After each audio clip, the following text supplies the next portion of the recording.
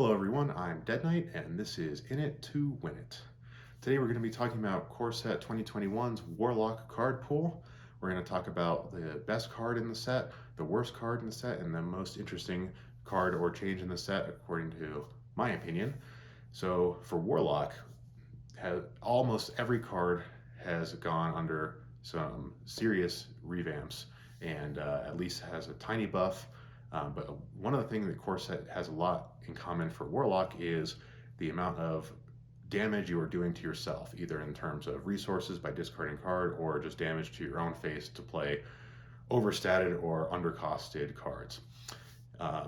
So what do I think the best card is in this pool? It's actually none of those things. It is Felsoul Jailer.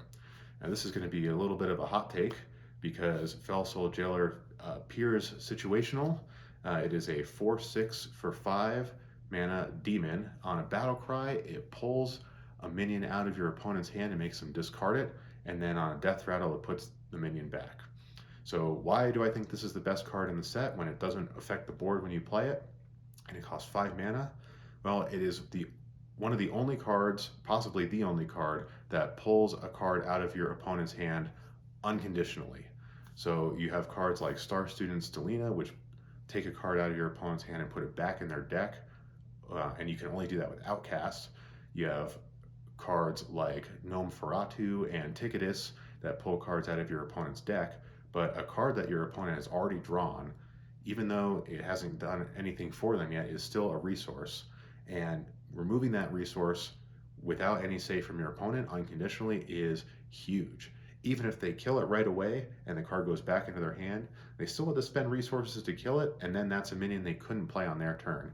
Compare that to something like Chaos Gazer, which threatens to discard your opponent's card, but they have a chance to play it on that turn. So it almost never actually discards that card.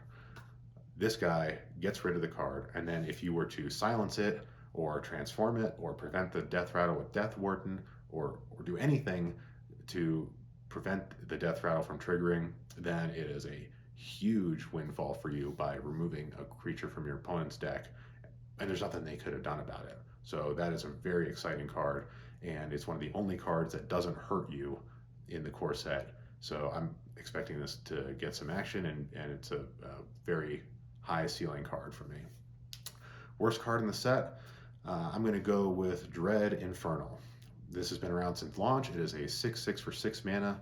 On a battle cry, deal 1 damage to all characters, including yourself and all of your minions. So Dread Infernal has been pretty solid in Arena, but has not really seen any play in Standard and Wild for a long time. There are much better demons. There are much stronger demons. There are much less expensive demons with better stat lines. And this guy just isn't really making the grade at this point.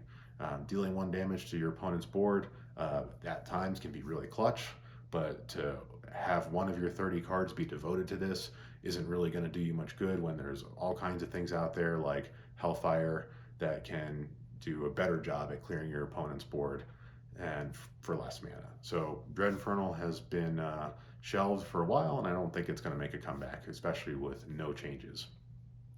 As far as the most exciting card, that's easy. I'm going to agree with everyone here that Lord Jaraxxus' change makes it a very exciting card. So I'm not sure it's going to see play because it's still a 9 mana hero, but now that it's a hero instead of a weird minion, you can play this card with no downside.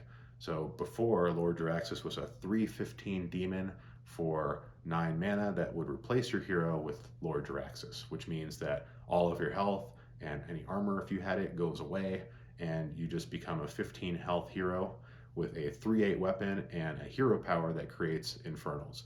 So the weapon and the hero power is monstrous and has often closed out games by itself, but it comes at the expense of losing all of your health in some cases. Now sometimes, sure, you gained 14 health when you were at 1, and that was really great, but that was definitely the exception rather than the rule. And a lot of times you were in control of the game and you wanted to play your finisher and you had to lose 15 health to do it, and that's just not good. Now, you always gain 5 armor, you never lose health, you always get the 3/8 weapon, and then you always get the hero power that makes 6/6s. So it's an exciting change, it's long overdue. This is one of the benefits of the core set, that they can make these kind of updates, and maybe, just maybe, Lord Jaraxxus might darken our battlefield once again.